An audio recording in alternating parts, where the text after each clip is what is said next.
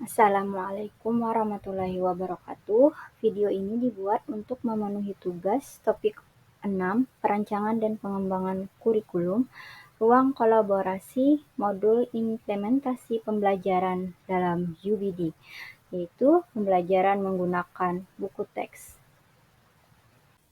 Kami dari kelompok 1 yang beranggotakan 11 orang, yaitu Aldi, Afinur Rahmah, Alia Herunisa Az-Zahra, Almanaura Firdausi, Alvaro Jose Carlo, Dia Intan Pratiwi, Doni Gunawan, Eka Parida, Eka Wardati, Eka Yulianti, dan Heni Tri Karyanti.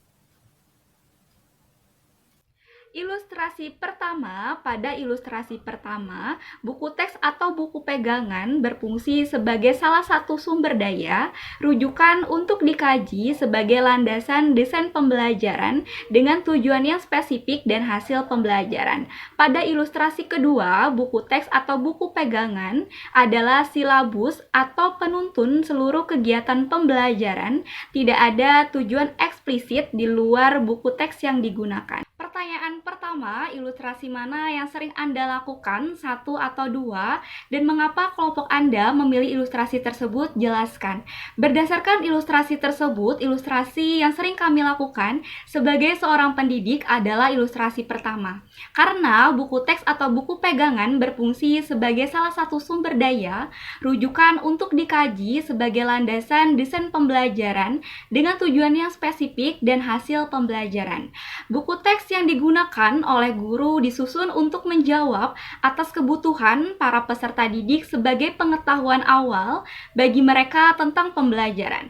Selain itu, sebagai salah satu sumber daya dan juga rujukan, buku pegangan sudah pasti melalui proses pengkajian untuk digunakan oleh ahli kurikulum. Makna eksplisit pembelajaran inilah yang menjadi informasi landasan atau dasar langkah-langkah pembelajaran yang akan dilakukan guru kelasnya.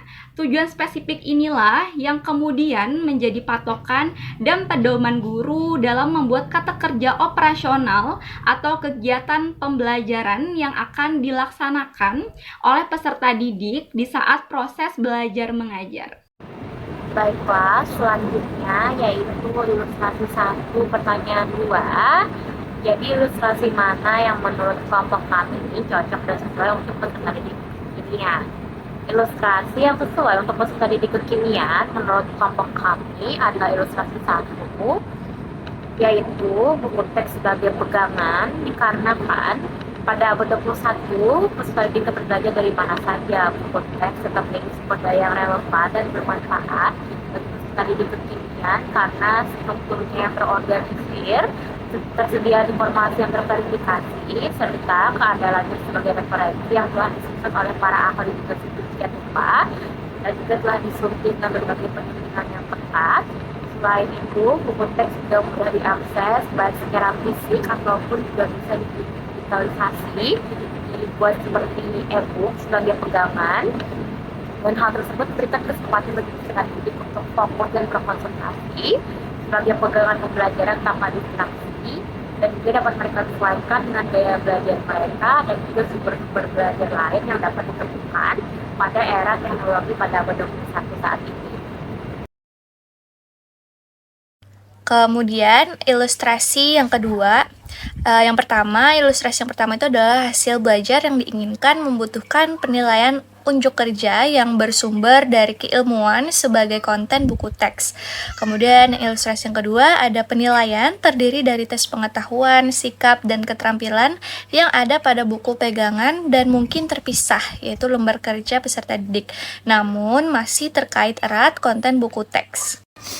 Pertanyaan yang pertama, ilustrasi mana yang sering Anda lakukan, 1 atau 2, dan mengapa kelompok Anda memilih ilustrasi tersebut? Jelaskan. Berdasarkan ilustrasi tersebut, ilustrasi yang sering kami lakukan itu adalah ilustrasi yang kedua. Nah, pada setiap kegiatan belajar mengajar, kami menggunakan 3 macam penilaian, yaitu penilaian sikap, penilaian keterampilan, dan penilaian pengetahuan. Nah, penilaian sikap ini dilakukan melalui kegiatan observasi pada saat kegiatan pembelajaran berlangsung. Penilaian keterampilan dilakukan melalui kegiatan observasi pada saat kegiatan unjuk kerja atau kegiatan lain sesuai dengan LKPD. Nah, sementara penilaian pengetahuan dilakukan dilakukan dalam bentuk pemberian soal evaluasi pada akhir kegiatan pembelajaran yang dapat berupa post-test, penilaian harian, maupun penilaian akhir, yaitu penilaian sumatif.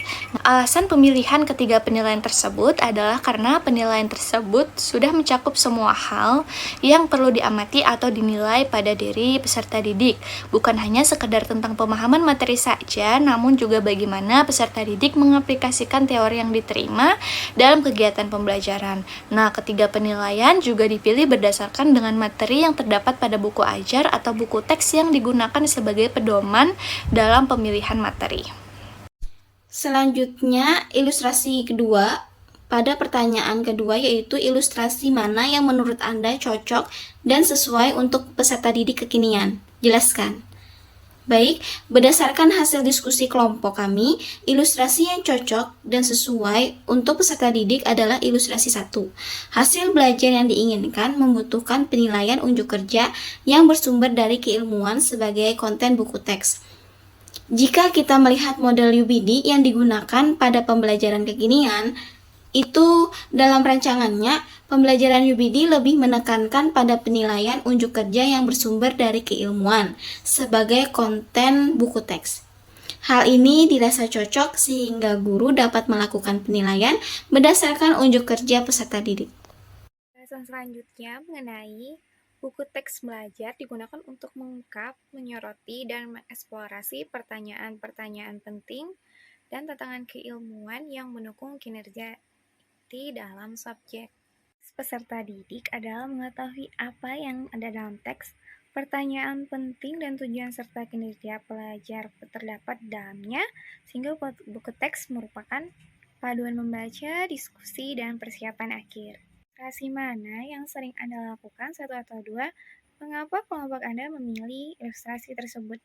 Jadi, berdasarkan hasil diskusi yang sering kami lakukan, kami mengaplikasikan ilustrasi 1. Hal ini disebabkan karena dalam diskusi dan pembelajaran kami mendorong peserta didik untuk menggunakan buku sebagai salah satu sumber referensi yang dapat membantu mereka dalam memperluas wawasan dan menyelesaikan berbagai masalah. Sementara itu, untuk mendukung kegiatan diskusi, kami juga memanfaatkan berbagai materi tambahan seperti LKPD dan bahan bacaan lainnya seperti jurnal ataupun artikel. Selain itu, dalam proses eksplorasi pertanyaan-pertanyaan kunci dan tantangan, buku dianggap sebagai sumber informasi yang penting karena konten yang terdapat di dalamnya telah teruji kebenarannya. Buku juga berfungsi sebagai salah satu alat untuk memverifikasi informasi yang diperoleh peserta didik dari sumber lain seperti internet atau pendapat yang diutarakan dalam ilustrasi.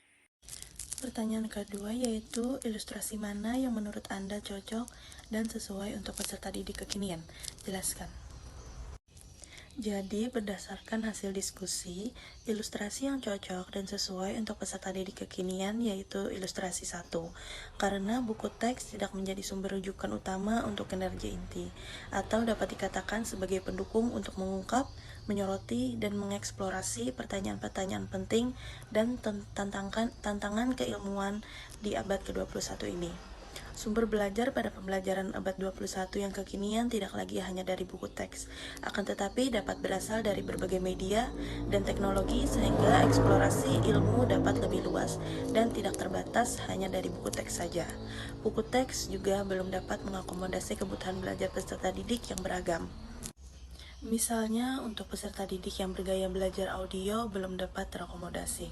Selain itu, peserta didik saat ini juga hidup di era digital dan lebih suka belajar via online seperti membaca e-book, internet, artikel jurnal, mengerjakan kuis, menonton video, dan lain-lain, karena lebih mudah diakses dan tidak membosankan dibandingkan dengan membaca buku teks. Pada media online tersebut terdapat banyak fitur yang dapat mendukung peserta didik dalam belajar, sehingga pengetahuan peserta didik dapat semakin luas dan tidak terbatas dari buku teks saja. Selanjutnya ilustrasi 4. Ilustrasi 1, buku teks tidak dapat digunakan berdasarkan urutan karena urutan penumuran. Membaca buku urutan penumurannya teks berdasarkan urutan tujuan pembelajaran yang diinginkan. Ilustrasi 2, teks dibaca dan dimanfaatkan berdasarkan penomoran. Selanjutnya pertanyaan 1. Ilustrasi mana yang sering Anda lakukan? 1 atau 2, dan mengapa kelompok Anda memilih ilustrasi tersebut? Berdasarkan diskusi dengan kelompok, ilustrasi yang sering digunakan adalah ilustrasi 2. Tujuan pembelajaran yang dibuatkan biasanya mengacu pada indikator dan kode yang urutannya sudah berurutan dan sistematis dilihat dari kompetensi yang ingin dicapai dan konten yang akan dipelajari. Menurut kami, buku teks yang tersedia untuk guru dan siswa yang sudah memiliki uji kelayakan oleh Badan Standar Nasional Pendidikan sudah disesuaikan dengan kurikulum yang berlaku dan memuat urutan konten materi yang tepat dan sesuai dengan tingkatan berpikirnya.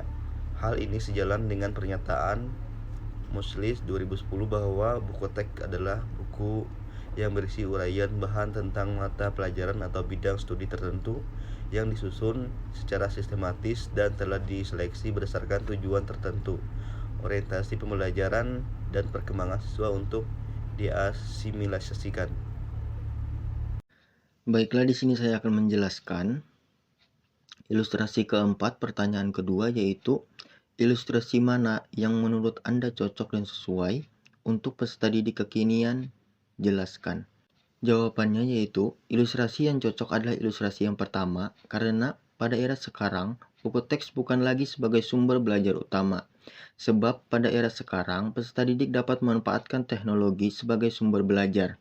Akan tetapi dalam pemanfaatan teknologi tersebut, guru harus menyebutkan tujuan pembelajaran berdasarkan urutan agar proses perkembangan peserta didik menjadi terstruktur.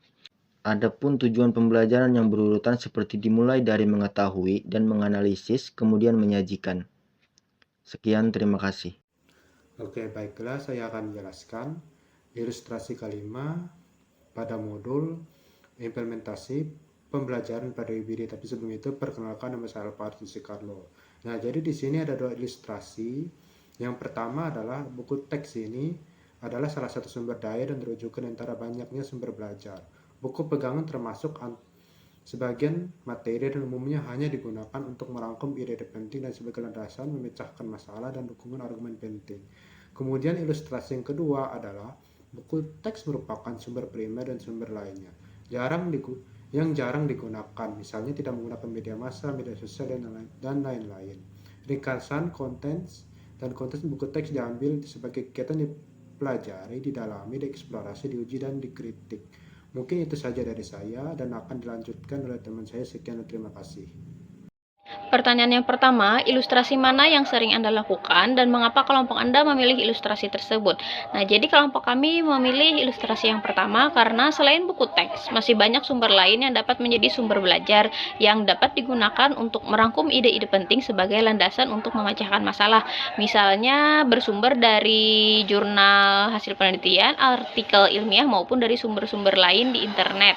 Nah, untuk pertanyaan yang kedua, ilustrasi mana yang menurut Anda cocok dan sesuai untuk peserta didik kekinian? Jadi menurut kelompok kami, ilustrasi yang cocok dan sesuai dengan peserta didik kekinian adalah ilustrasi yang pertama, karena peserta didik zaman sekarang merupakan peserta didik Gen Z, di mana kita ketahui bersama mereka lebih sering menghabiskan waktu bersama smartphone dan teknologi. Nah, mereka lebih senang belajar melalui sumber yang ada di smartphone mereka, misalnya dari video YouTube, kemudian TikTok, Instagram, e-book, dan lain-lain.